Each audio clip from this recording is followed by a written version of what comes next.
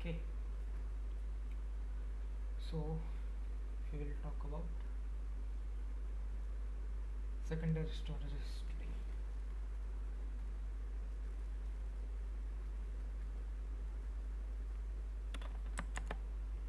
So, first of all, uh, we will take uh, the basic secondary storage, which is the most cost efficient, HDD, which is also called as hard disk drive, and another one is SSD, which is solid state drive. So, basically, what HDD is, basically it's a circular ring in which there is a read and write pointer. It is a physical pointer, just like we have on record, vinyl records. In order to play it, read, there is a physical reader. So in hard disk also there is a physical reader which will read from this particular hard disk drive. Now, uh, this hard disk drive is usually chunked into different pages. So there will be this particular section, and there will be this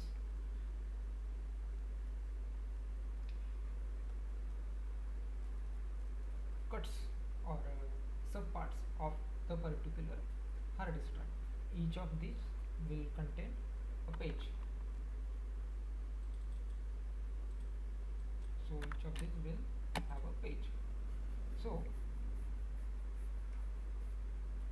what exactly a page is, so we will discuss it here. So what exactly a page is, that a page is just a block of memory in which we will have different bytes or bits present. So let's say this is page, and in this page there will be some bits.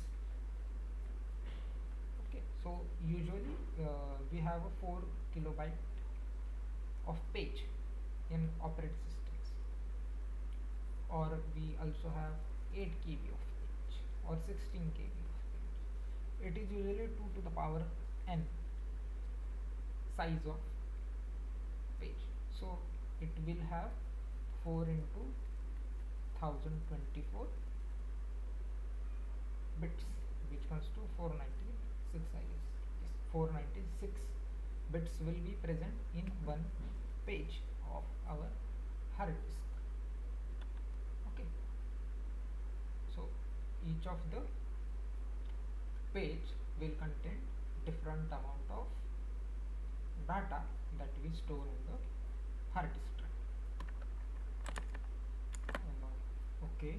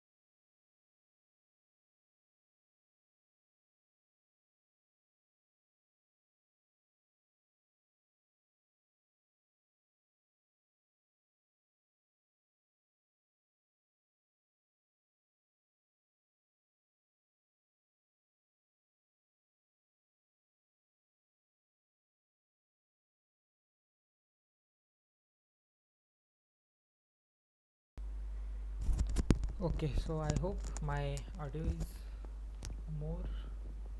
Wait a minute.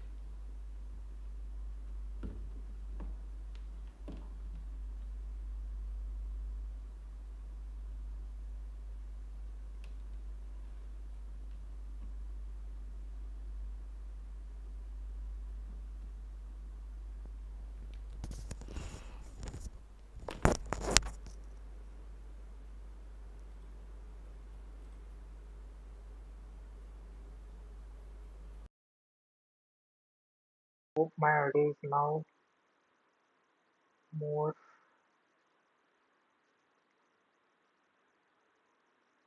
Okay, so now, uh, yes. So this is what our particular page look like. So also our page are usually kept on hard disk, uh, and each of them has a particular address. So whenever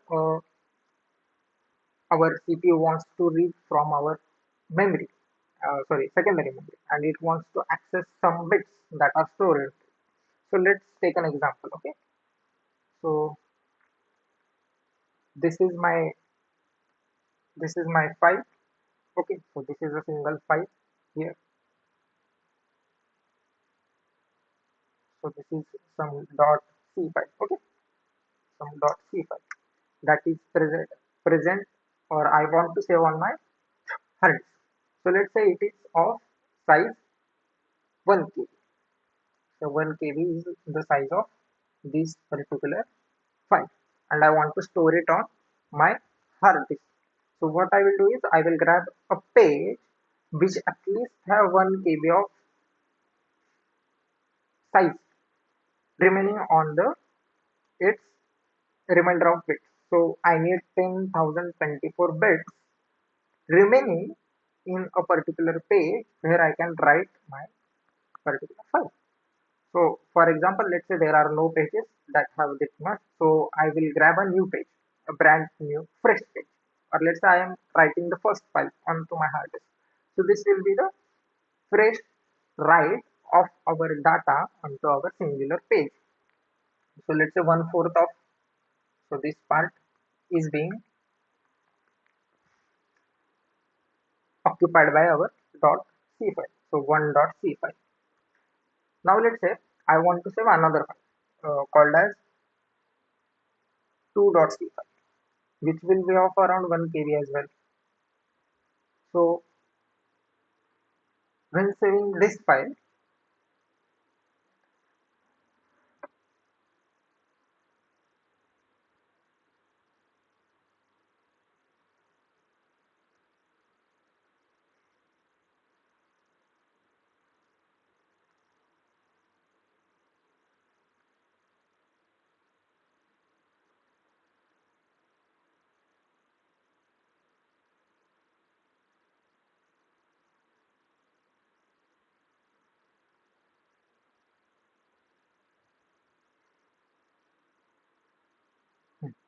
so when I have this 2C file and I want to store it on my page again.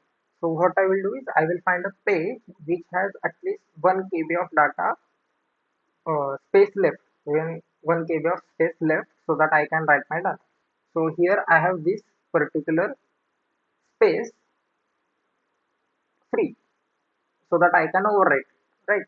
Or I can write on it. So what I will do is I will again shift my this 2 KB of file onto my page storage.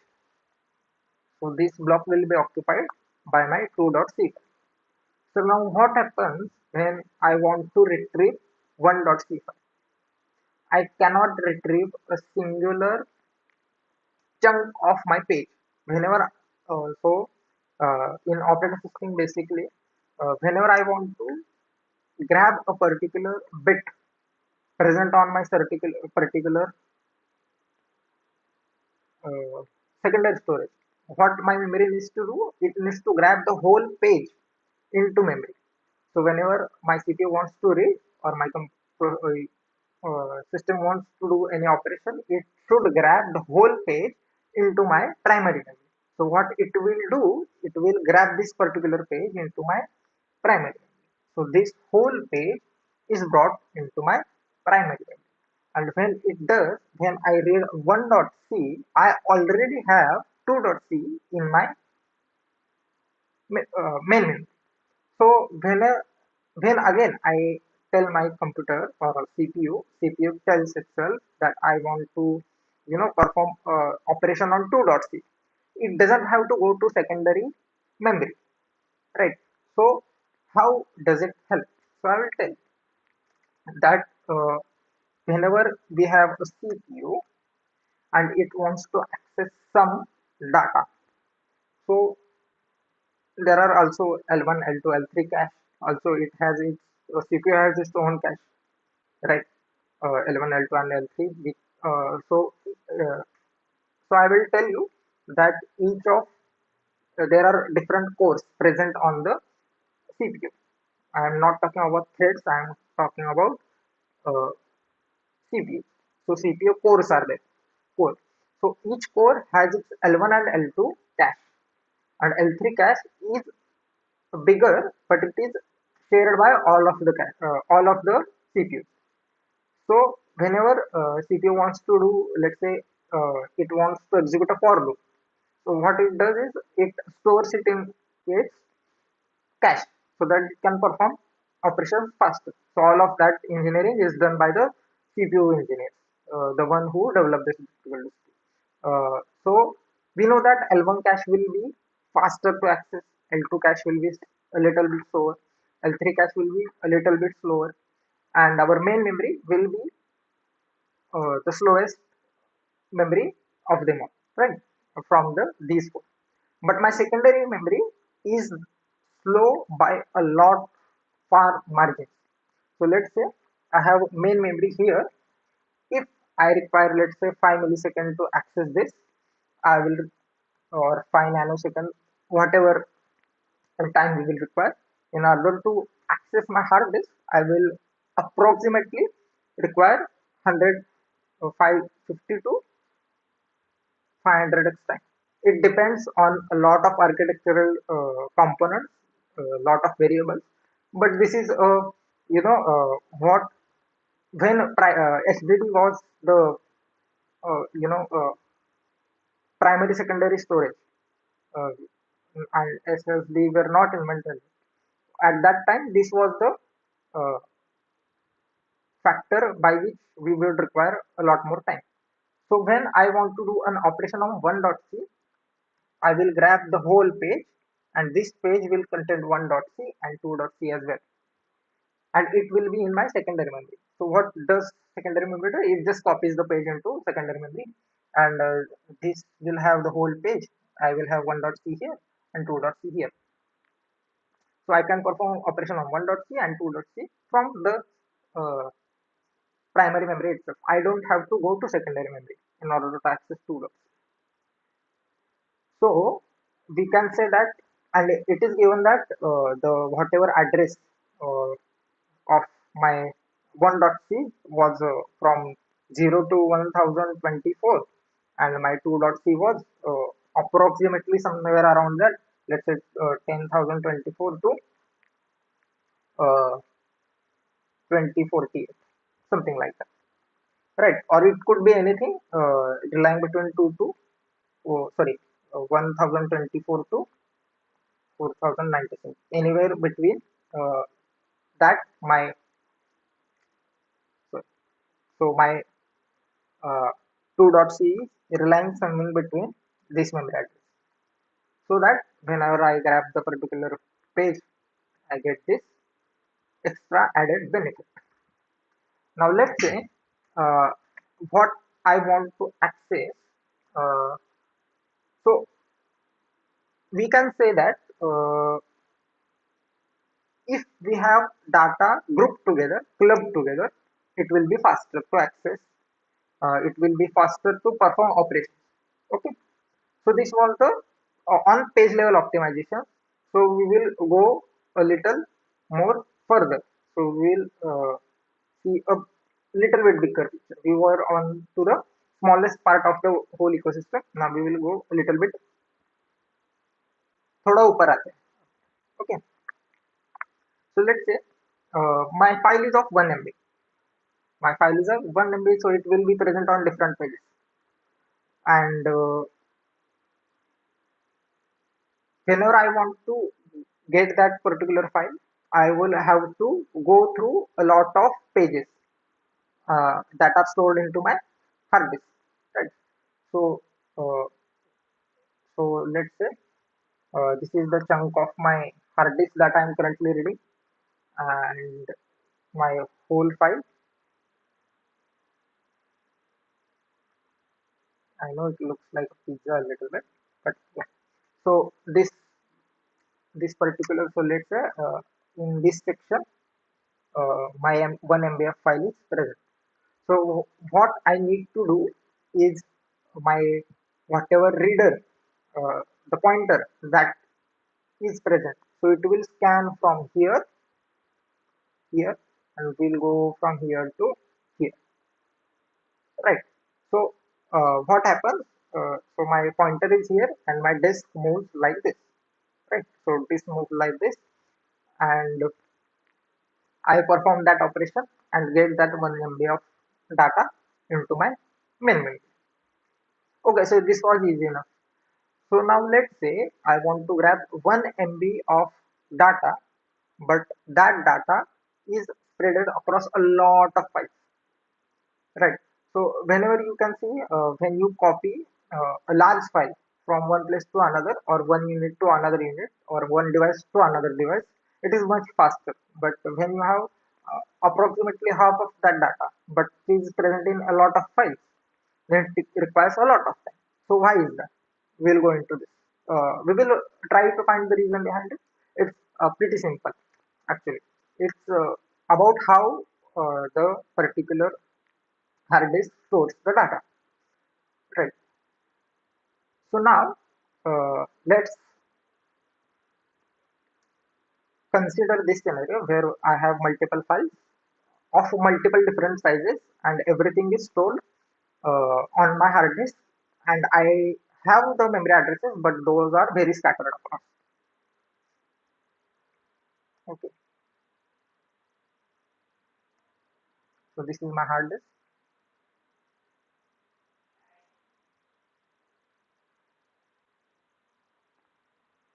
and I have approximately 10 files. For example, we will take 10 files. So first file is stored here, second is here, third is here, fourth is here, fifth is somewhere here,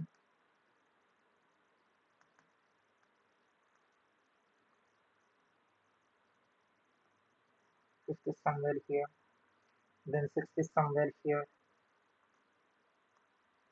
then seventh is somewhere here. Okay, so we will skip 8, 9 and 10. Okay, so this is how my data is scattered across different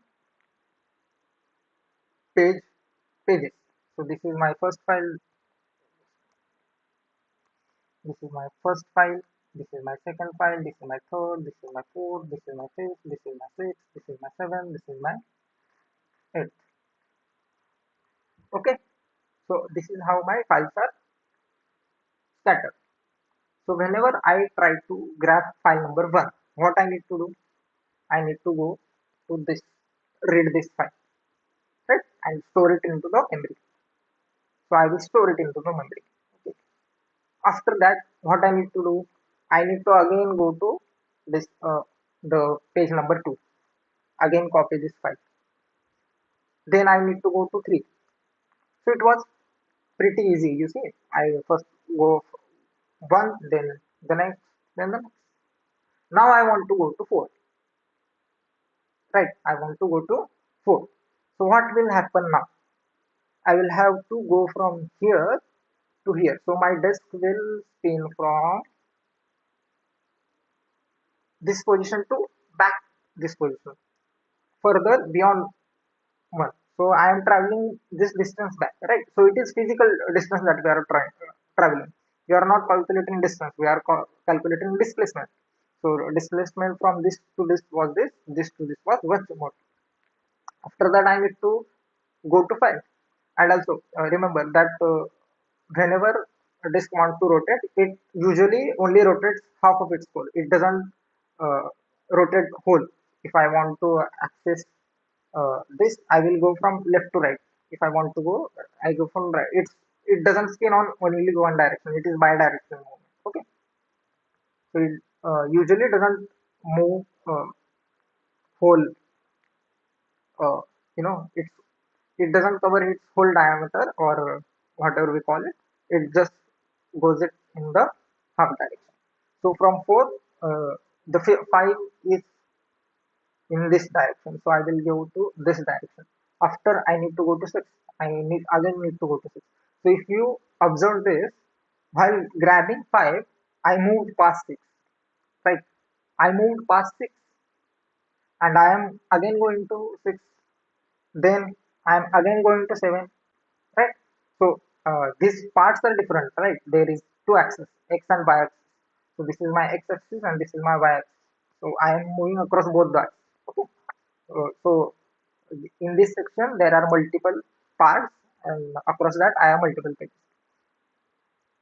Again I need to go to it. I will go to here. So if you see, if I have data scattered across a lot of files, I need to do a lot of work. And whenever spin disk, there is some work in order to do, right? There is some work happening. You have to wait till my disk moves. Then again you need to do that particular. Okay. So this is not an ideal scenario, right? This is not an ideal scenario whatsoever. But we will see how different kind of optimization we can do.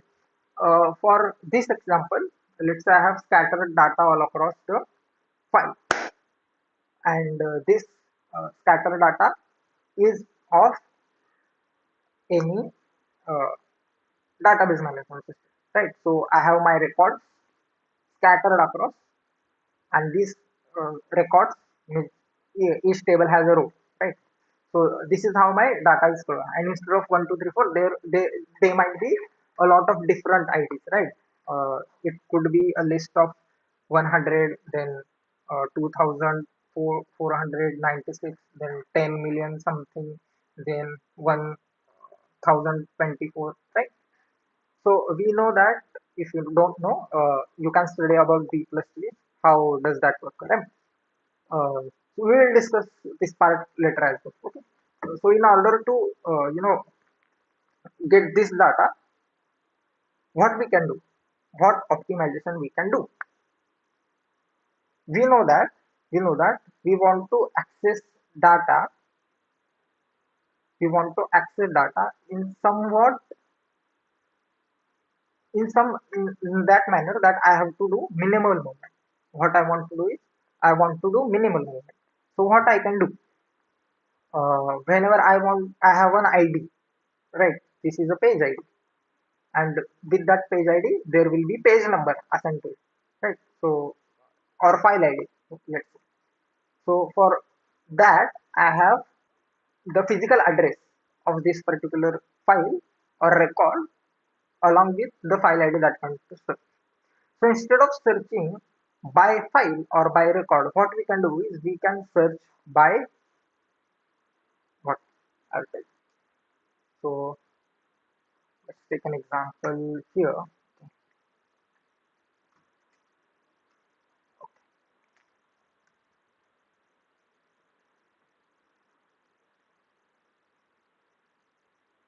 Hmm. So let's say my file number one has some kind of address attached to it. Let's say, so I will take simple address. Okay, it could be something like 0xd, something like that, hexadecimal address, right? So let's say it is 123, then 2 has 456, then 3 has 128, then 4 has 1024, 5 has 696, 6 has 20. Okay, so these are my addresses. So instead of going from 1, 2, 3, 4, 5, 6, what I can do, if I sort by page ID, so what I will get 28, then 123, then 128, then 456, then 696, and then 1020. Okay, if I sort by page number, right, page physical address, then I will need to do minimal amount of movement. I go from 28 to 1024 in a singular spin, right? I am reading data linearly. I am not going back and forth every now and then, right? So I know that if I sort the particular page IDs, then I can go from the smallest to the largest, and I will not have to do uh, or I will not have to visit the same pages again, right? I reduce the amount of work that my hard disk has to do if I do this, right? If I do this, so what I will do, I'll show in this example. So 123. Okay. So instead of going through this, what I will do, okay. So what I will do is we will go to 28 address. 28 address is 6.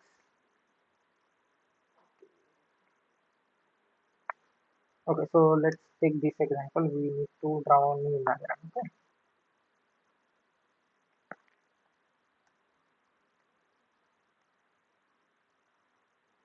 Okay, so I have this as my 28, 28 contest 6. Then I have after some pages I have 123 which contains 1. Then I have 128, so it would be in the same page, right? It might be in some page. So my same page will contain 3 as well. 1 and 3 will lie here. Then I will have 2. 2 will be somewhere around here, right? So this is 2. This is my 5. This is my 4. Okay. So I have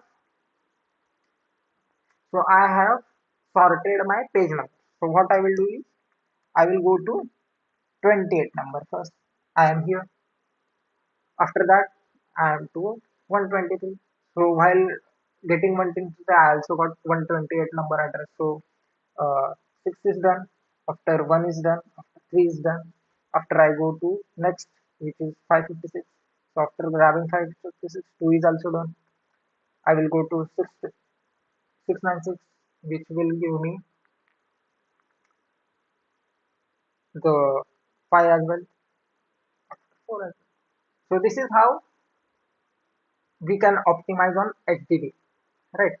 We want to make sure that whatever physical addresses that I want to go to are sorted, so that I can go from smallest to the biggest, and when I go from smallest to the biggest, all of the work that I have to do, that I have physically moved to, will include the intermediate files or records that are right. So a lot of databases, Query Planner actually does this. So Query Planner does this. It is called as what it is called as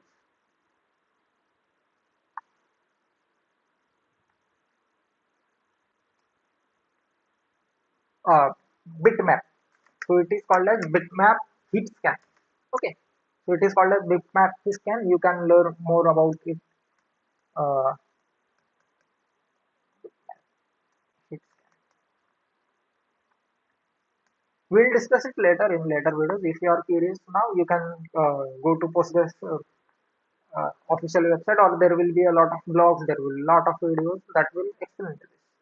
But there will require some prerequisites like B plus 3. You should know link list, etc. So this is how secondary storage called as hard disk drive work, that it has, and how we can optimize the random reads onto the particular hard disk for a task. So this was about read. What about write? What about it? what we can do. Let's say I wanted to store this data itself. I wanted to, um, no, let's take a new example. Okay, far more interesting.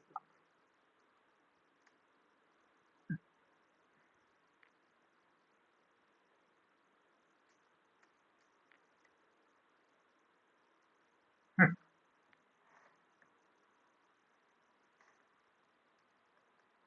So this is my uh, main memory. This is my hard disk.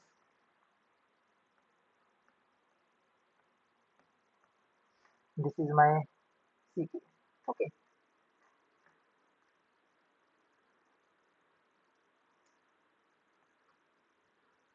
Okay. So now what I want to do is that I have some files, right, that I want to store into my hard disk, or I want to do some kind of operation where I am generating some files and I want to store it into my hard disk. So let's say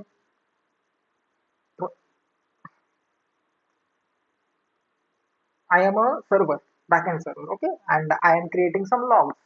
You know, backend server has generates logs, and I am storing it into my server itself. Okay.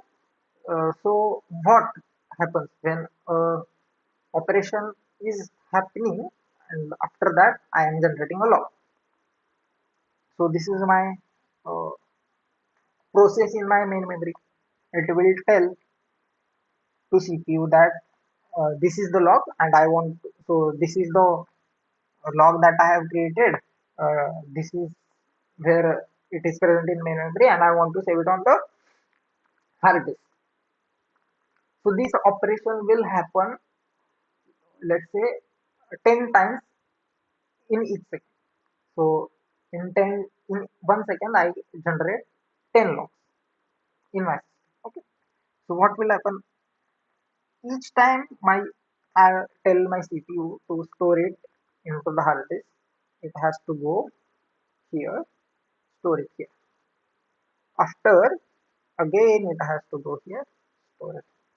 Again I tell it that this is go here. And after that my garbage collector will delete this particular file. Sorry, extra heap storage that I have. Right, depending on your Java. If your Java Go, then it will do it. Right. Or I have to manually remove. Depends on the use case. So, as we discussed in previous topic, that the main waiting period uh, happening between two systems is usually the time it takes to move data around, right? Over the internet, the network is the bottleneck. In here, in our single node, single machine, the bottleneck is storing data on the hard disk. So, what if instead of storing each log separate at a time, I wait for 100 logs to generate? What I will do is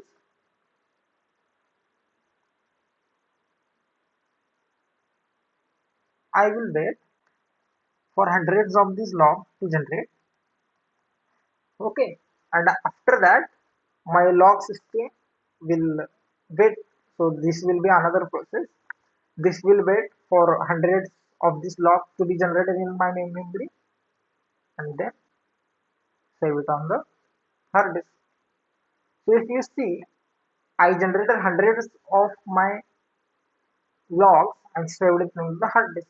So I needed to do one operation, right? I traveled in bulk, right? So if you see, instead of each student having its separate vehicle, what school bus does is it gathers all of the students. Some students have to wait for school bus to come, right? Or sometimes we wait in rickshaw, right? We the whoever owns the rickshaw waits for the number of seats to be occupied so that they can move, so that in limited amount of fuel they can maximize the profit. We are doing the same thing here. We are waiting for all of the or certain threshold of data to be generated so that we can do one trip and do a lot of operation in a singular instruction. So this is called as batch processing.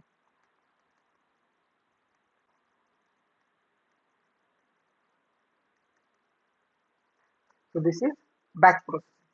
There will be a lot of instances of batch processing. So this was one of the uh, how we can generate it in the log. Okay. Now I have three examples. Okay. So the first one is of YouTube. So uh, there is a famous YouTube video which titled as "Why YouTube Stops at 301." There is a video, you can watch it. It's very interesting. So they will you will learn from this same principle of batch processing how it happens. Okay. Another one is Kafka, and another one is Postgres. So we discussed in yesterday's, I guess, stream or session that Postgres generates something called as write ahead log, and I also discussed that it performs the batch processing of this write ahead log in order to save on the same operation that it has to do. Right? If I want to do same operation on different entities, what if I do it in the bulk? If I do it in bulk, there will be a lot of optimization. Like my hard disk will be able to perform operation. Then my CPUs will have the data in L1, L2, L3 cache, right? So if we do same kind of operation in bulk, there are the systems that we use daily are already optimized for that, right? Random read and write are not optimized because we can't do optimization on random things. But if I know the amount of data or uh, kind of work that I want to do, I can optimize it, right? So now we will take the example of how Kafka does it. Okay, so if you know, there are something called as LSM3, right? So if you don't know, we will take example of Kafka. If you don't even know how Kafka works, I will tell you. Okay, so take an example of something like uh, a stack, like monotonically increasing stack. What does that mean? It means that stack only has a push operation. It doesn't have a pop operation. Okay, so this is my stack. I am pushing 0 into it, then 1 into it, then 2 into it, then 3 into it, then 4 into it. Okay, so we are doing append only operation. Append only. We are only appending the append only. We are doing append only operations onto my logs. So these logs are stored into secondary storage. Secondary storage. Okay.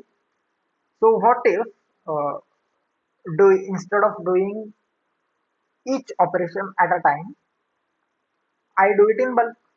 If I do it in bulk, like if I write the particular data in bulk, I will only have to do one round trip.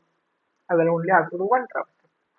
So instead of writing on each append, I will wait for let's say 100 appends, and I will append hundreds of these particular logs at a single time.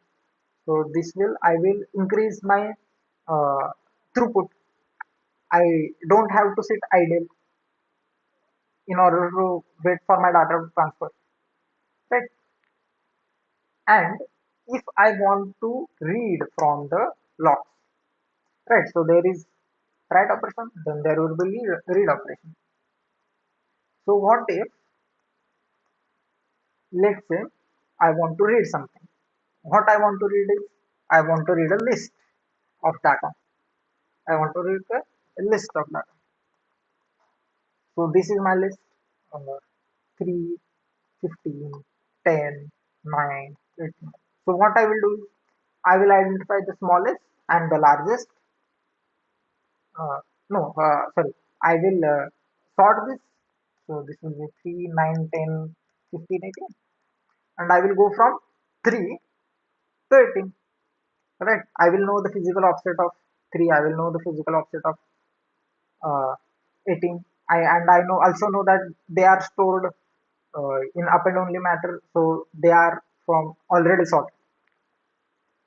So this is how Kafka does it, and I have already discussed about that. Now let's talk about SSD. Uh, Also, one more important thing that I want to discuss is that when not to use batch processing, right? So batch processing seems like it is a very good thing. I am saying a lot of time, but there are always a trade-off in every decision that we make in computer science. Okay, so what is trade-off here?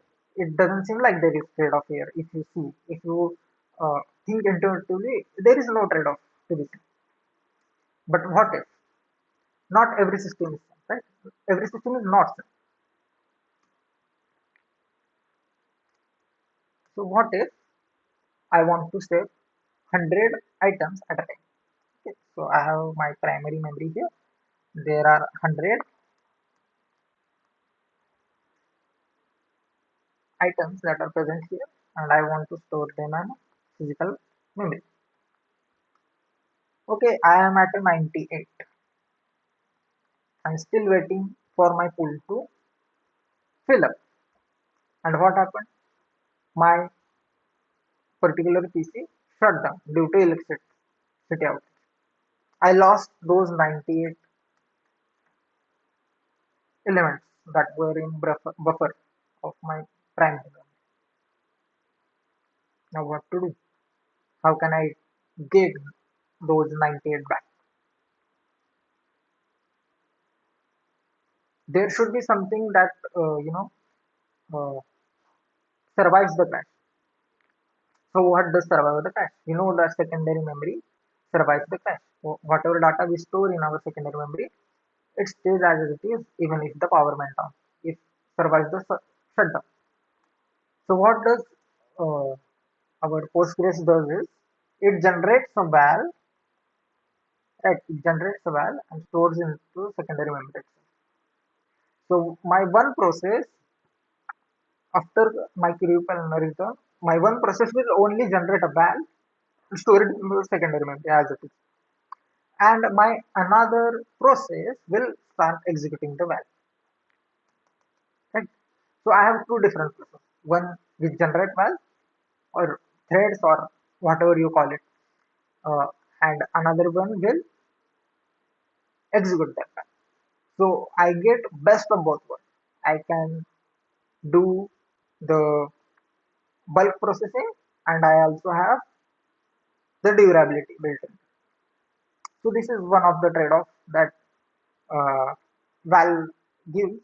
Sorry, bulk operation processing do. One more thing it does is, it introduces latency.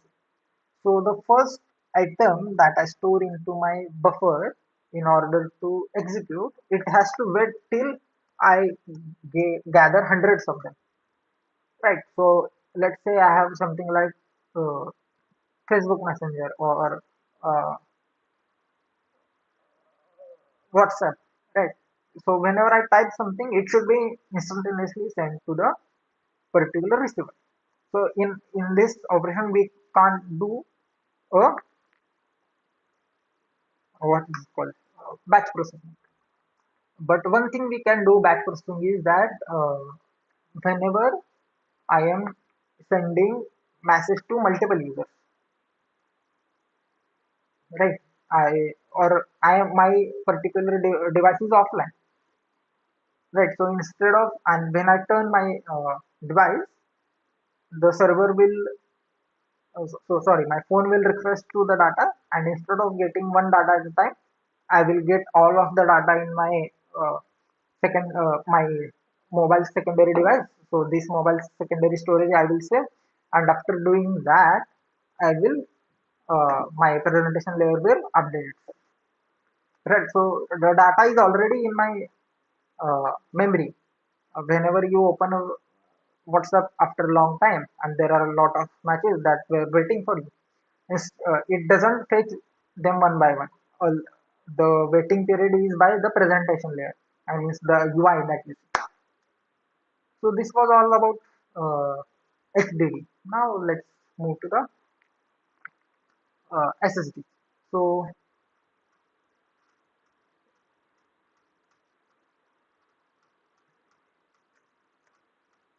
okay.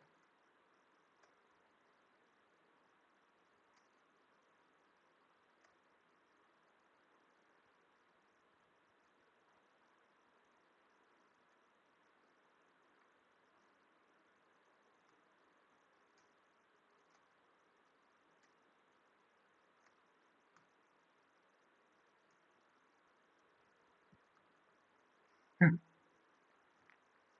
Now as we see in that in hard disk, it moves physically, but SSDs usually stores the data electronically or electrically, meaning there is a you know uh, transistor that sits here. There is a, if we give positive 40-volt voltage, then the electric current from this will travel to this. So this particular part is explained in other another videos of how it actually works, but I will just give you a brief out. Okay. And when I give, let's say, a smaller voltage, whenever I give 40 watt, it will move the electrons, and the value of it will be 1. This will be true. So we know that in computer science everything is bits, 0 or 1. And when I want to check what data is present, I will give you 5 volt of current, and if the current passes, then I know that it is 1.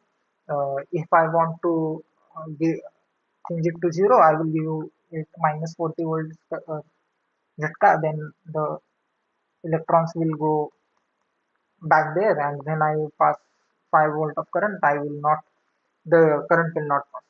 So this particular cycle of giving current, then checking current, and discharging the particular electrons has it takes its toll on the particular component, right? You cannot defeat physics. Physics is physics, right? You cannot optimize physics. So after some time, the wear will be there, right? The electrons will get uh, lost here and there due to resistance and something like that. So it will cause my transistor to die, right? So the SSD, after doing a lot of writes on the SSD, it dies up. It is a very long period, but it dies up. Okay, and similarly, okay. So, but we know that the SSD are much faster than HDDs, right? Uh, but the factor is very much right. But there has to be done some optimization on SSDs as well. So why is that? So what optimization we can do? So we can also use batch processing here. But how we will do that? How we will do that? And why should we do that? So I will give you why should we do that, right? How we will do that we have already discussed. Okay. So in my SSD, there are a lot of NAND operators. There is a controller, then there is a garbage collector. My your SSD, if it is higher, it will have its own DRAM. So what does DRAM means it means dynamic random access memory. So it is same as your random access memory, but it caches the page, right? The OS pages that you want to grab every now and then. So DRAM size is much more, and also if you don't have DRAM, it uses your main memory. But all the high-end SSD has its own DRAM. Okay, so let's say I want to store something on my SSD. If I want to store something, there will be a lot of NAND gates, okay, NAND operators.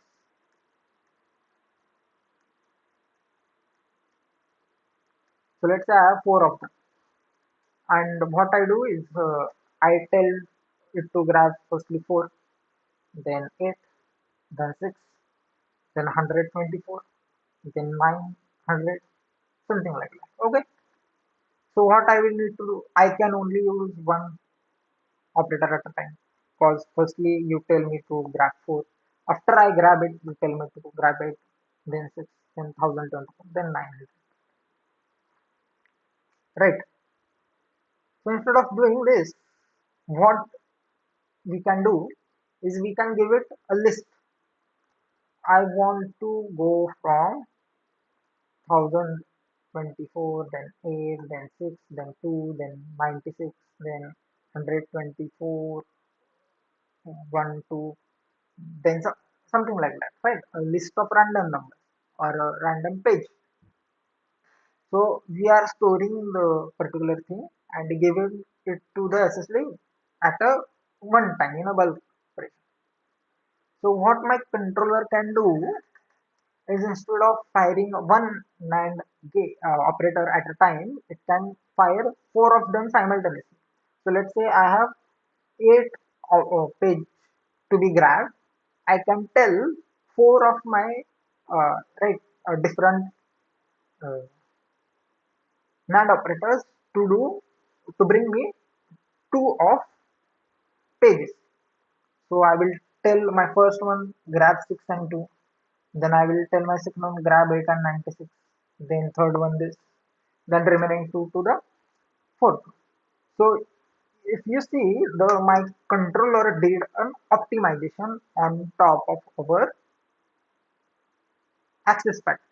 Right. So if I tell it to do in bulk, as I told you, that if my system already knows what to do in advance, I can do a lot of optimization. If I don't know, I can't do. So my SSD already knows. My controller already knows. So it stores it in my DRAM. It does its own optimization on top of it, and will bring data faster, four times faster. Actually, a lot more because I am not waiting for data to go back from secondary memory to primary memory. But SSD itself has to work four times less, if you can see. Okay, and one more caveat. Okay, so I will tell you why in place reads, sorry, in place writes hurts SSD more than SSD. Okay, so for this we will take something like B plus. I have B plus 2 here. Okay. So if you don't know how B plus tree works, that's another part. But in short, whenever I do a insert operation and I have my node full, then I recursively split it. And if I am deleting something and my uh, page is beyond its minimum capability, I recursively merge it. Right? I recursively merge nodes. So what I am doing is I am doing in place operation. I am doing operation on the same page or same physical storage a lot more time, a lot more time. So how SSD does is, let's say I have something like A, B, X, and D, right? And I want to store, and this is let's say page number one, page one, page one. and I want to, instead of X, I want to insert C. So usually what my SSD will do is, instead of doing in place operation, it does A, B, C, D. Assign it to page number something like 2 and marks this page as can be overwritten. So whenever you delete something in secondary memory, we just remove the index uh, of the particular page from my index. I don't actually erase it. We just keep it as it is. We just delete the secondary. So that's why delete operations are much more fast. You can see how deletion on the memory actually happens, secondary memory, and why is it fast than insertion. Okay, so this is how SSD optimize mode. So if I write C here, right? If I write here itself, I am doing where to my existing. So I am not doing operation again and again and again on my same transistor. If I do it again and again, this single transistor will die out, as we discussed. And if single transistor die out, the whole page becomes useless, right? But this thing also has a disadvantage. What is it? If this page one is cached somewhere, right? This page is cached somewhere, then there is a cache fault or cache staleness. Then I have to again write page two into my primary memory or the cache that is present in my whatever thing.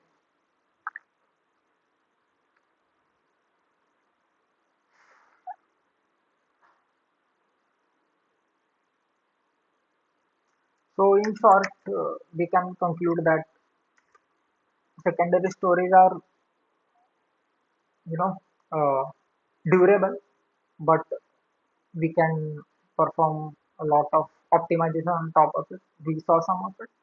There are a lot of it which we will discuss later as well. We will discuss batch processing in itself as a you know